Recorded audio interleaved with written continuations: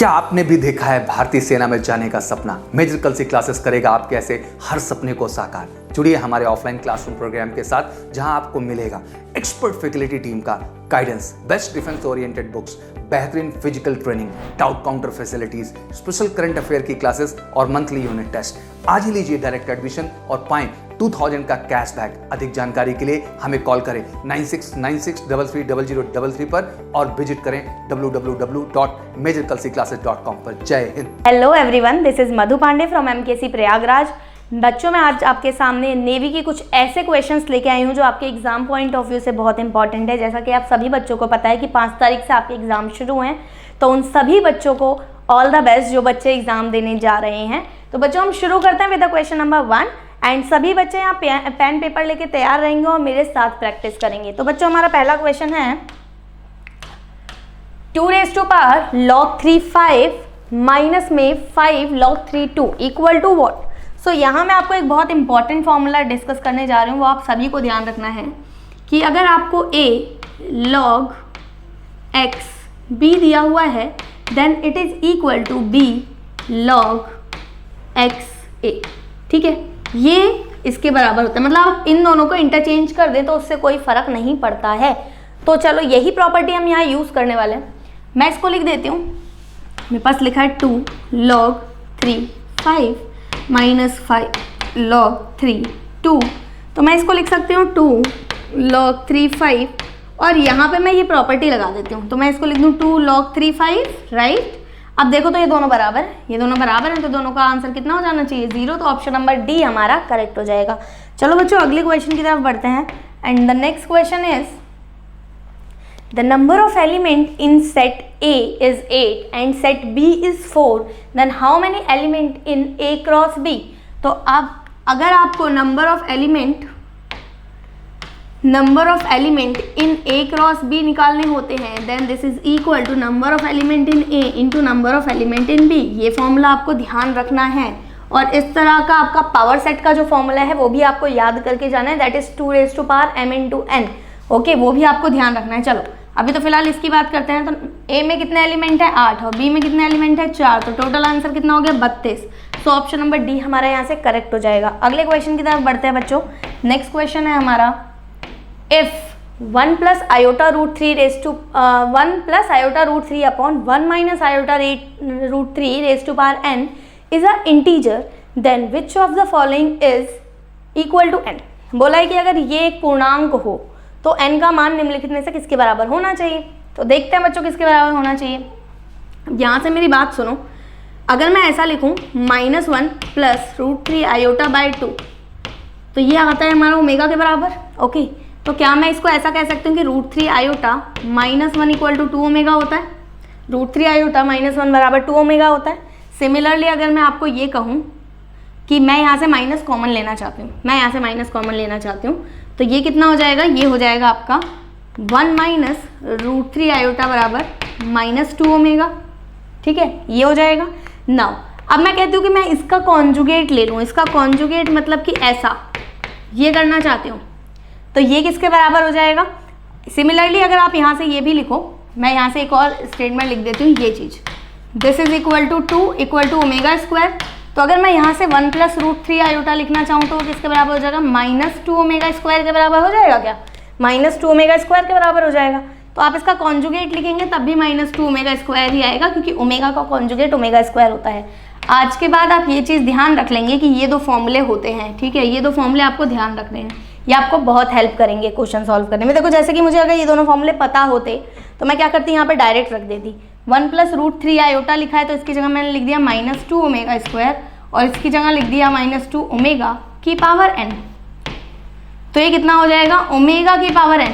Omega की power n integer कब होगा? जब n की वैल्यू 3 होगी। ओमेगा क्यूब मेरा कितना होता है? 1 होता है। तो इसका मतलब अगर मुझे ये 1 चाहिए, इंटीजर चाहिए, तो n की वैल्यू कितनी होनी चाहिए? 3। सो 3 will be the correct answer. So option number 3 मेरा यहाँ से करेक्ट हो जाएगा। चलो बच्चों, अगले क्वेश्चन की तरफ बढ़ते हैं and the next question is, if alpha and beta are the roots of equation, ये हमें इक्वेशन दी है, then what is the value of alpha raise to power -2 + beta raise to power -2। इसकी मुझे वैल्यू बतानी है, क्या होगी। तो यहाँ सबसे पहले ध्यान से सुन लो, alpha raise to power -2 plus beta raise to power -2 का मतलब होता है 1/α² प्लस 1/β²। दैट मीन्स मैं इसको कह सकती हूँ α² प्लस β² अपॉन में अल्फा प्लस बीटा का होल स्क्वायर।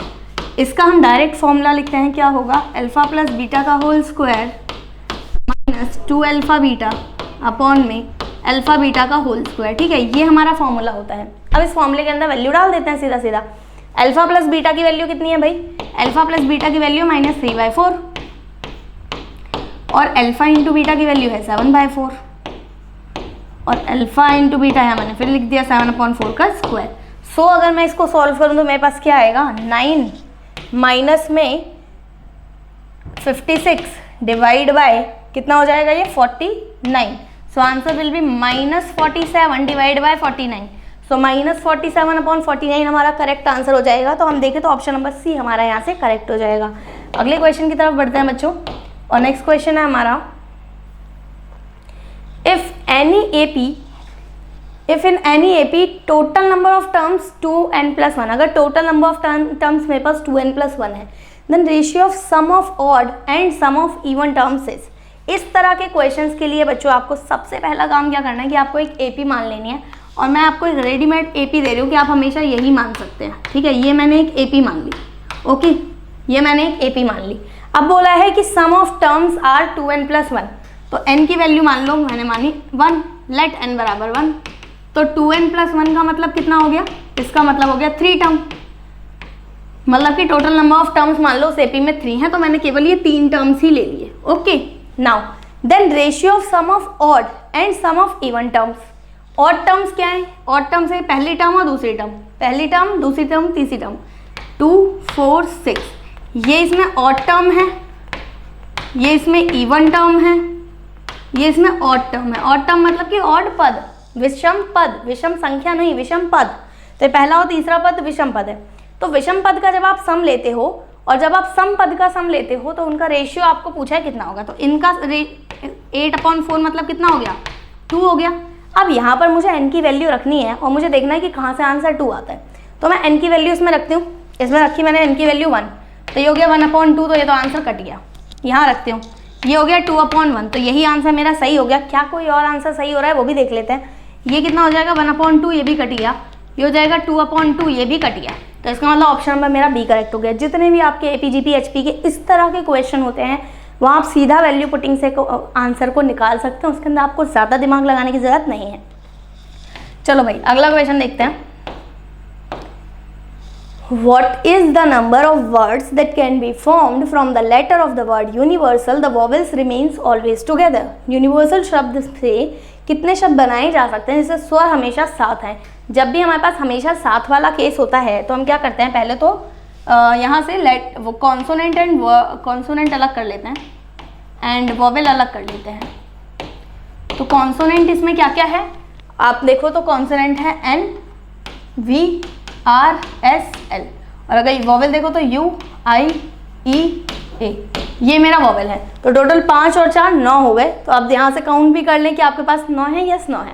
तो अब बोला है कि वॉवेल जो है वो हमेशा साथ रहे, मतलब कि ये एक पोटली बन चुकी है, दिस इज 1 बॉक्स, ये एक बॉक्स बन गया है।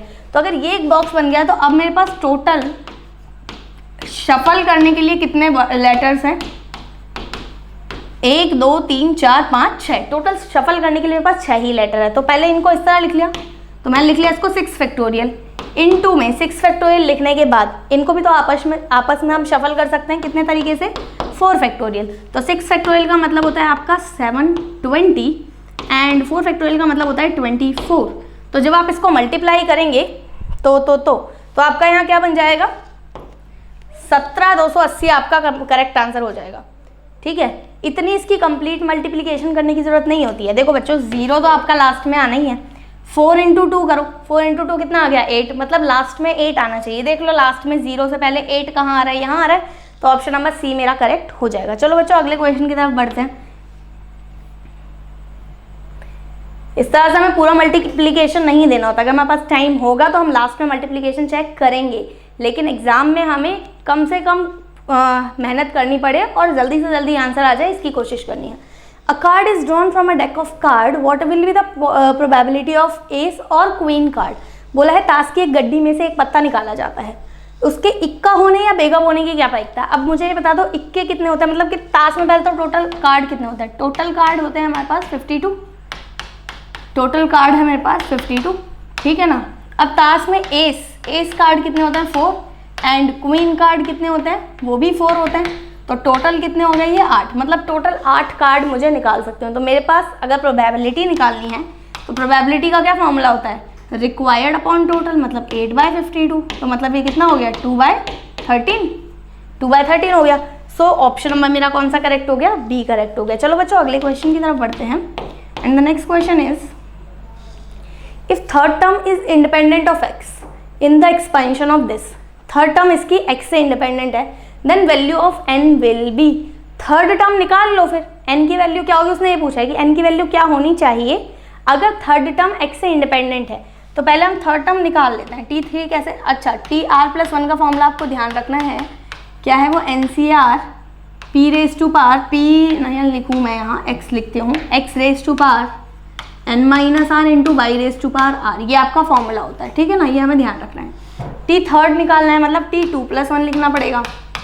N तो मुझे पता नहीं है, C, R कितना है आपका, R आपका है 2, ओके, एंड X की जगह आपके पास है x² n-2, एंड y की जगह आपके पास है -1/x³ 2। Now see, constant part को अलग अलग लिख दो, उससे हमें कोई मतलब नहीं। वेरिएबल पार्ट की तरफ चलते हैं। तो x की पावर कितना हो जाएगा 2n-4 -6, इस वाले x की पावर, ठीक है, तो हो जाएगा। इससे हमें कोई मतलब नहीं है क्योंकि हमें तो n की वैल्यू चाहिए, और n की वैल्यू कैसे निकलेगी, ये टर्म इंडिपेंडेंट होनी चाहिए, मतलब ये पावर 0 होनी चाहिए। तो हम क्या करते हैं, 2n-4 -6 को मैंने रख दिया इक्वल टू 0, तो 2n = 10, तो n बराबर कितना होना चाहिए भाई, n बराबर होना चाहिए 5, n बराबर होना चाहिए 5। सो ऑप्शन नंबर डी मेरा यहाँ से करेक्ट हो जाएगा। चलो बच्चों अगले क्वेश्चन की तरफ बढ़ते हैं। Next question is, which of the following matrix do not find inverse, ठीक है, निम्नलिखित अवयव में से किसका व्युत्क्रम ज्ञात नहीं किया जा सकता। इनमें से कौन सी मैट्रिक्स ऐसी है जिसका अवयव आप ज्ञात नहीं कर सकते। तो इसके लिए क्या कंडीशन है कि किसका अवयव नहीं निकलता, जिसका डिटर्मिनेंट इक्वल टू 0 होता है।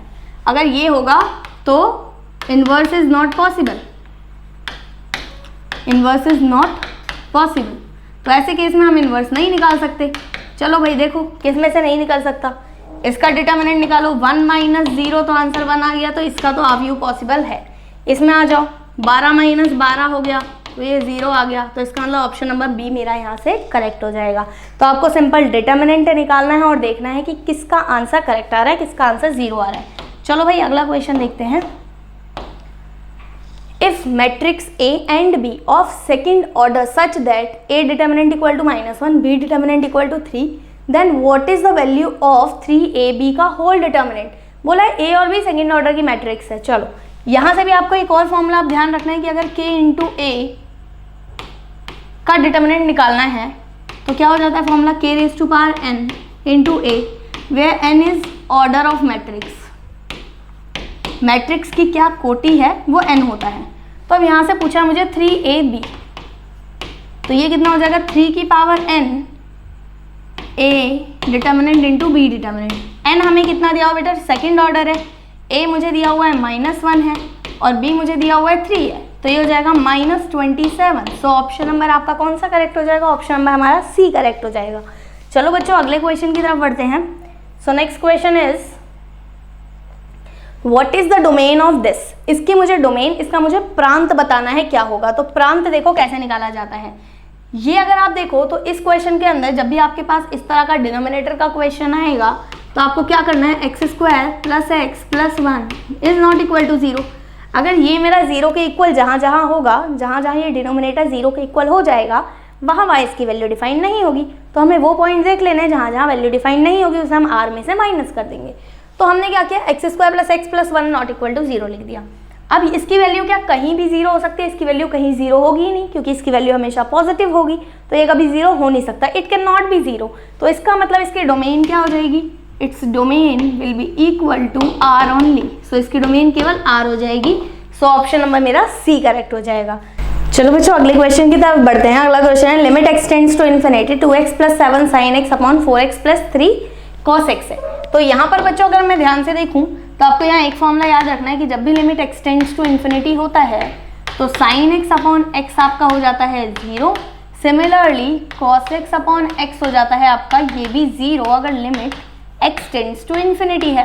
तो चलो जी यहाँ पर देखते हैं किस तरह से करेंगे। इसमें मैंने लिखा मैं x से डिवाइड करती हूँ ऊपर और नीचे, तो ये कितना हो जाएगा 2 + 7 साइन एक्स अपॉन एक्स, और ये हो जाएगा 4 + 3 cos x upon x. Okay, so ये तो आपका 0 हो जाएगा और ये भी आपका 0 हो जाएगा क्योंकि limit x tends to infinity है। तो बचेगा क्या 2/4। तो द आंसर विल बी 1/2। तो ऑप्शन नंबर ए हमारा यहाँ से करेक्ट हो जाएगा। चलो बच्चों अगले क्वेश्चन की तरफ बढ़ते हैं, उससे पहले आपको ये चीज़ नोट कर लेनी है। नेक्स्ट क्वेश्चन है आपके पास y = tan inverse √1 + cos x upon 1 - cos x, then the value of dy/dx will be. तो tan इनवर्स इसकी वैल्यू मुझे पहले इसको डिफ्रेंशिएट करना है। तो जब भी आपके पास इनवर्स फंक्शन आए पहले तो उसे आपको सिंप्लीफाई करना है। तो यहाँ से भी अब आपको एक बहुत इंपॉर्टेंट चीज़ नोट कराने वाली हूँ जो आपको एग्जाम में बहुत काम आने वाली है, बहुत सारे क्वेश्चंस में आपको ये हेल्प करती है। दैट इज़ 1 + cos x की वैल्यू कितनी होती है 2 cos² x/2 and 1 - cos x की वैल्यू होती है 2 sin² x/2। ये दो वैल्यूज़ आपको याद रखनी है क्योंकि ये बहुत हेल्प करेंगी आपको क्वेश्चन सॉल्व करने में।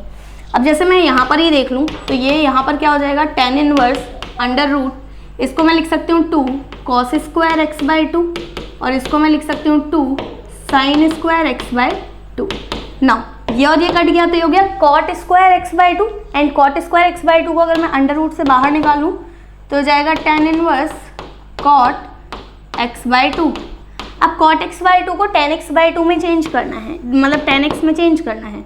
तो tan x में कैसे चेंज करते हैं tan π/2 - theta, tan π/2 - theta is cot theta. तो tan इनवर्स tan हट गया तो बचा कितना y = π/2 - x/2।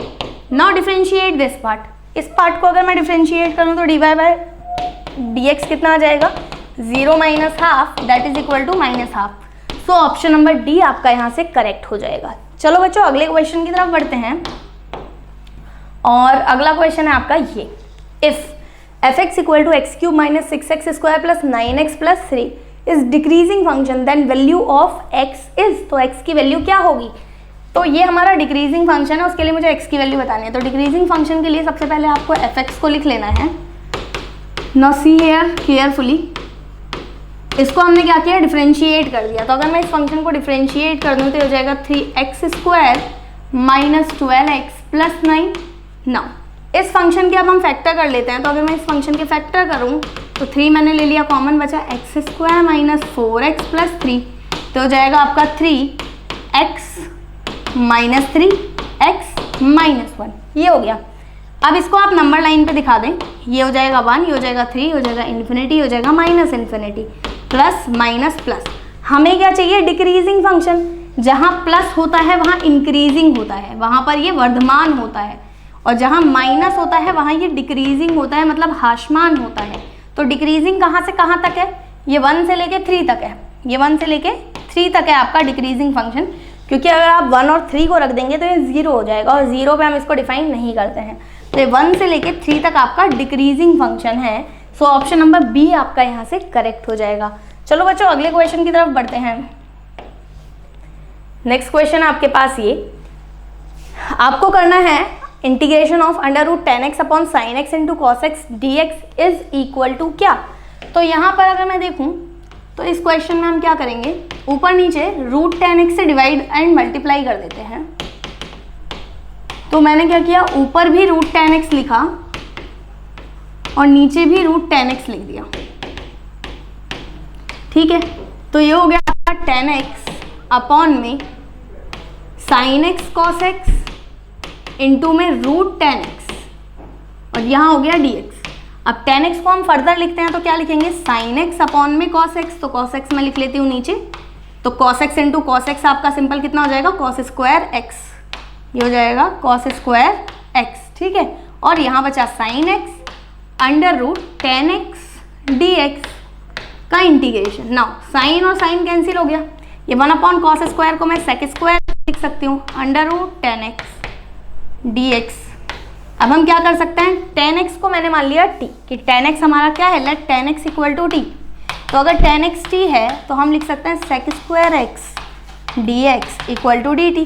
So we can replace this thing. So right, we can write dt by t. So this will be equal to log t. dt by root t हो जाएगा ये, dt by t मतलब हो जाएगा ये आपका dt by root t. तो dt by root t को अगर मैं यहाँ पर डिफ्रेंशिएट करूँ, इंटीग्रेट करूँ, तो हो जाएगा 2 root t plus c. And t की वैल्यू आपने कितनी मानी है, tan x, तो हो जाएगा 2 root tan x plus c. So this will be the correct option. अगर आप देखें तो ऑप्शन नंबर ए आपका यहाँ से करेक्ट हो जाएगा. चलो बच्चों अगले क्वेश्चन की तरफ बढ़ते हैं और हमारा नेक्स्ट क्वेश्चन है solution of differential equation this. इस डिफरेंशियल इक्वेशन के हमें सोल्यूशन बताने हैं, क्या होंगे. तो पहले तो डिफरेंशियल इक्वेशन लिख लेते हैं. dy by d x equal to हमें दिया हुआ है 1 minus x plus y minus x y. तो अगर आप ध्यान से देखो तो यहाँ से हम वेरिएबल सेपरेबल मेथड लगा सकते हैं. तो अगर मैंने यहाँ से y कॉमन ले लिया तो ये कितना बचा 1 माइनस एक्स.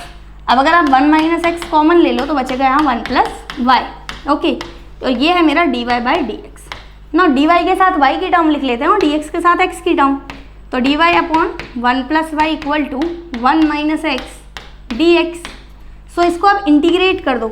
अगर इसको हम इंटीग्रेट कर देते हैं तो ये हो जाएगा मेरा log 1 प्लस वाई और ये हो जाएगा x minus x square by 2 plus c. So अगर आप ऑप्शन में देखो तो कौन सा ऑप्शन करेक्ट है, ऑप्शन नंबर ए आपका यहाँ से करेक्ट हो जाएगा. चलो बच्चों अगले क्वेश्चन की तरफ बढ़ते हैं. नेक्स्ट क्वेश्चन है आपके पास, आपको दिया हुआ है 1 minus tan square pi by 4 minus theta upon 1 plus tan square pi by 4 minus theta is equal to. ये किसके इक्वल होगा. तो अब ध्यान से सुनो, यहाँ से एक फॉर्मूला ध्यान रखना है हमें कि 1 minus tan square theta upon 1 plus tan square theta is equal to कितना होता है, cos 2 थीटा होता है. ठीक है, तो ये फॉर्मूला हम ध्यान रखेंगे. तो अगर मैं इसको और इसको आपस में देखूं तो ये दोनों सेम है, बस थीटा की जगह आपके पास पाई बाय 4 माइनस थीटा लिखा है. तो आप इसे लिख सकते हैं directly cos 2 pi by 4 minus theta. So ये कितना हो जाएगा cos pi by 2 minus 2 theta. cos pi by 2 minus theta क्या होता है, साइन थीटा होता है. So this will be equal to sine 2 theta. तो अगर आप ऑप्शन में देखें तो कौन सा ऑप्शन करेक्ट है, ऑप्शन नंबर बी हमारे यहाँ से करेक्ट हो जाएगा.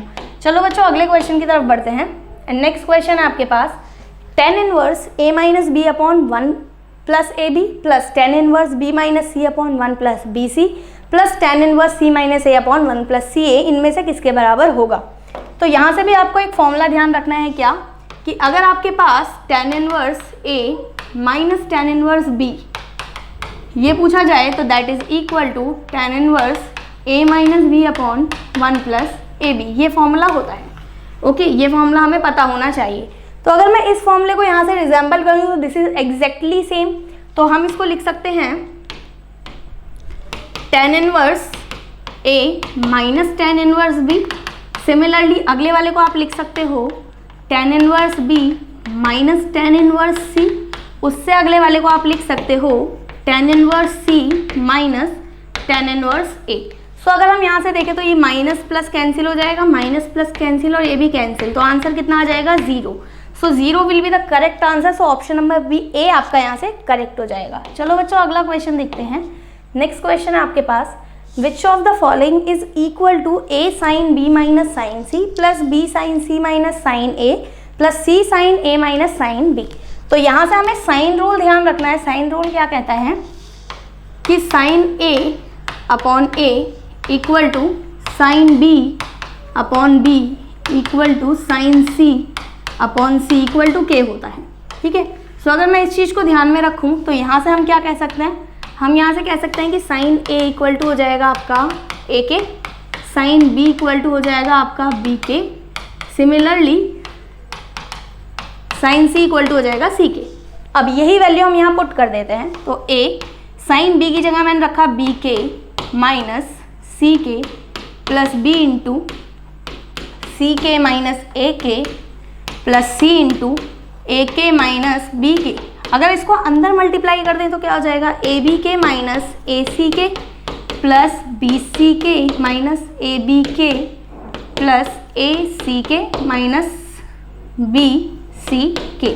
तो अगर आप देखो तो ये चीज़ें सब आपस में कैंसिल हो जाएंगी. तो आंसर कितना आ जाएगा हमारे पास 0.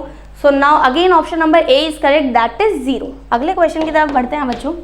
अगला क्वेश्चन है आपका, line line mx plus ny equal to 1 passes through the point 1,2। अगला क्वेश्चन है बच्चों आपका, line mx plus ny equal to 1 passes through the point 1,2 and 2,1, then value of m will be। m की वैल्यू क्या होगी हमें ये बताना है यहाँ से। तो अगर हम देखें तो यहाँ से क्या हो जाएगी m की वैल्यू c। ये मेरी एक लाइन है mx plus ny equal to 1, ये एक कोई तो लाइन है और ये लाइन जो है ये कहाँ से पास हो रही है, 1 2 और 2 1 से पास हो रही है।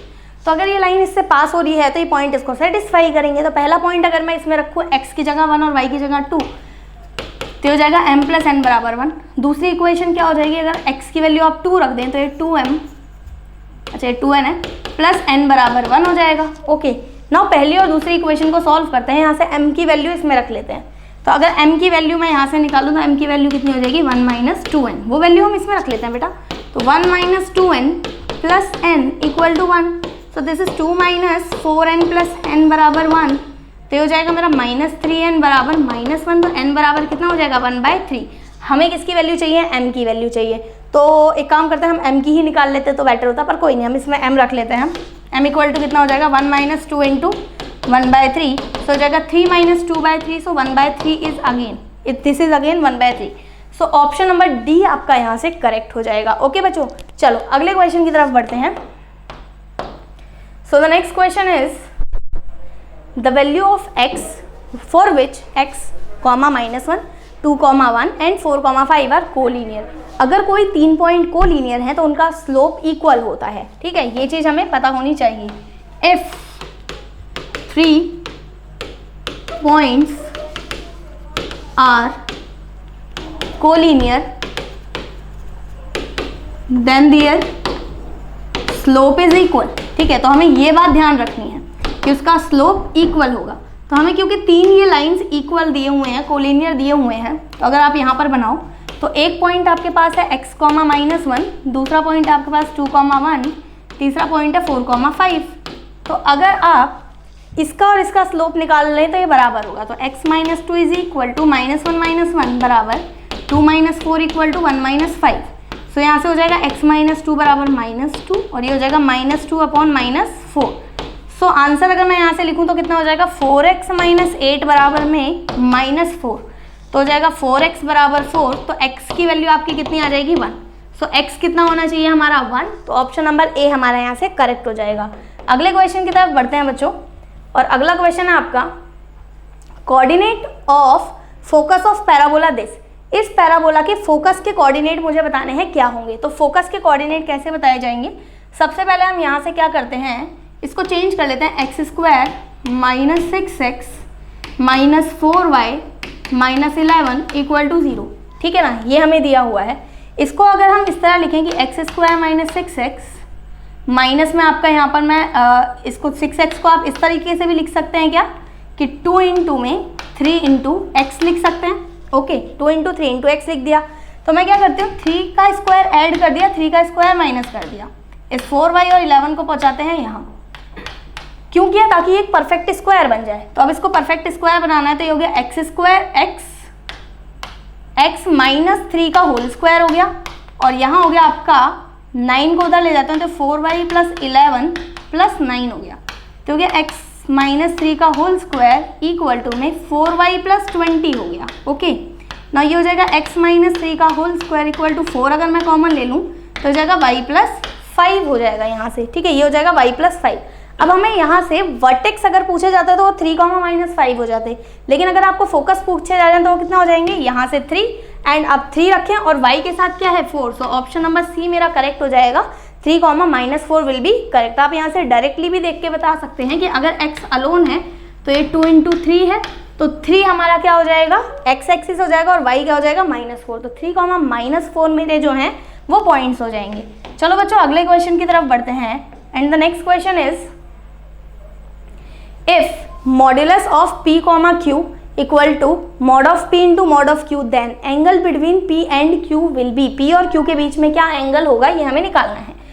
तो सबसे पहले मुझे ये पता होना चाहिए कि p क्रॉस q अगर मैं निकाल रही हूँ तो p क्रॉस q किसके बराबर होता है, p q sin theta into n cap, जो कि n कैप जो है आपका यूनिट वेक्टर है। तो अगर आप इसका मॉड ले लेंगे, अगर आप इसका भी मॉड ले लेंगे और तो ये क्या हो जाएगा, इसका मॉड साइन थीटा का मॉड साथ में एन कैप का मॉड, तो एन कैप का मॉड 1 हो जाएगा और साइन थीटा कितना होना चाहिए, 1 हो जाना चाहिए, तभी ये दोनों आपस में इक्वल होंगे। तो that means sine theta should be equal to 1। Sine theta की वैल्यू 1 कब होगी, जब थीटा की वैल्यू कितनी होगी, π/2 मतलब 90 डिग्री। सो ऑप्शन नंबर आपका कौन सा सही हो जाएगा यहाँ से, सी। अगर π/2 मतलब कि थीटा की वैल्यू 90 डिग्री होगी, इन दैट केस आप इन दोनों चीज़ों को इक्वल बोल पाएंगे। चलो बच्चों अगला क्वेश्चन देखते हैं। Next question is what is the angle between the diagonal of the cube. किसी क्यूब के डायगोनल के बीच में क्या एंगल होता है। तो अगर मैं एक क्यूब बनाऊं, ये हमारे पास क्यूब है, ठीक है, इस क्यूब के मुझे डायगोनल्स बताने हैं। क्यूब की सारी साइड्स इक्वल होती हैं तो कोऑर्डिनेट विल बी इक्वल। तो डायगोनल मतलब कि किसी एक कॉर्नर को किसी दूसरे कॉर्नर से मिला दो, किसी एक कॉर्नर को किसी दूसरे कॉर्नर से मिला दो तो वो आपका डायगोनल बन जाता है। नाउ एक पॉइंट हमारा ए होगा एंड दूसरा पॉइंट जब आप मूव करेंगे तो वो -a हो जाएगा, ठीक है।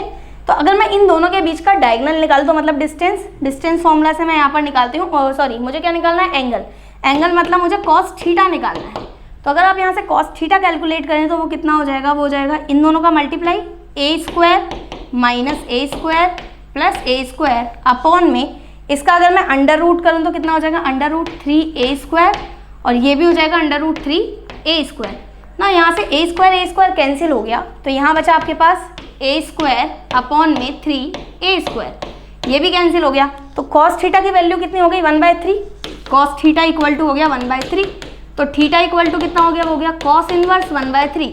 सो ऑप्शन नंबर बी आपका यहाँ से करेक्ट हो जाएगा। अब आपको ये वैल्यू ध्यान रखनी है क्योंकि ये क्वेश्चन डायरेक्ट ही पूछा जाता है, तो आपको ये वैल्यू आगे से ध्यान रखनी है कि अगर आपके पास कोई क्यूब है तो उसके डायगोनल्स के बीच में क्या एंगल बनता है, उसके डायगोनल्स के बीच में जो एंगल बनेगा वो बनेगा cos इनवर्स 1/√3। जैसे ये एक डायगोनल है और एक कोई और डायगोनल इसका ले लो, ये डायगोनल ले लिया, तो इन डायगोनल्स के बीच में क्या एंगल बनेगा वो हमें निकालना होता है, ठीक है। तो वो कितना बनता है हमारे पास, theta equal to cos inverse 1/3। चलो बच्चों अगला क्वेश्चन देखते हैं।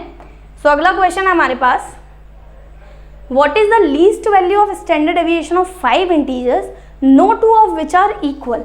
बोला है कि 5 पूर्णांक के मानक विचलन का न्यूनतम मान क्या होगा यदि कोई भी दो समान ना हो। अगर मुझे 5 पूर्णांक चाहिए तो पूर्णांक मेरे 1 से लेके इन्फिनिटी तक जाएंगे, हम 0 को नहीं ले सकते, 1 से लेके इन्फिनिटी तक जाएंगे। जितने छोटे पूर्णांक होंगे उसका स्टैंडर्ड डेविएशन उतना छोटा आएगा। हमें न्यूनतम चाहिए तो मतलब कि मेरे पास कौन से 5 पूर्णांक होंगे, ये वाले 5 पूर्णांक होंगे। इन 5 पूर्णांक का मुझे स्टैंडर्ड डेविएशन निकालना है ना। स्टैंडर्ड डेविएशन का फॉर्मूला क्या होता है, summation xi minus x bar का whole square divide by n का अंडर रूट, ये आपका स्टैंडर्ड डेविएशन का फॉर्मूला है, तो ये आप ध्यान रखेंगे। ओके नाउ ये मेरा xi टर्म्स है, मुझे क्या करना है, पहले x बार निकालना है। तो x बार क्या होगा, इनको ऐड कर दो या आप ऐड ना भी करो तो हमें पता है कि अगर 4-5 लगातार टर्म्स हैं तो उनका जो मीन होता है वो बीच वाली टर्म होता है, दैट इज 3। तो इसका आंसर कितना आ जाएगा, 3। मीन मेरे पास आ गया 3। Okay now xi minus x बार हम लिखते हैं, तो xi में से 1 में से 3 गया, 1 में से 3 जाएगा तो बचेगा कितना, -2। 2 में से 3 गया तो बचा -1, 0 देन 1 देन 2। ये आपका क्या आया है, ये आया है xi माइनस x बार। ओके पर हमें क्या चाहिए, हमें चाहिए xi माइनस x बार का होल स्क्वायर। तो इसका होल स्क्वायर अगर हम करें तो वो कितना हो जाएगा, हो जाएगा 4 1 0 1 4। अब हमें क्या करना है, इनको जोड़ के और n से डिवाइड कर दो। तो इनको जोड़ दो और टोटल ये कितने हैं, 5, तो 5 से डिवाइड कर दो तो ये हो जाएगा 4 1 5 5 10/5 मतलब 2 हो जाएगा। ये जो आ गया इसका हमें क्या कर देना है, स्क्वायर रूट ना, इसका स्क्वायर रूट कर दो तो आंसर कितना आ जाएगा, √2।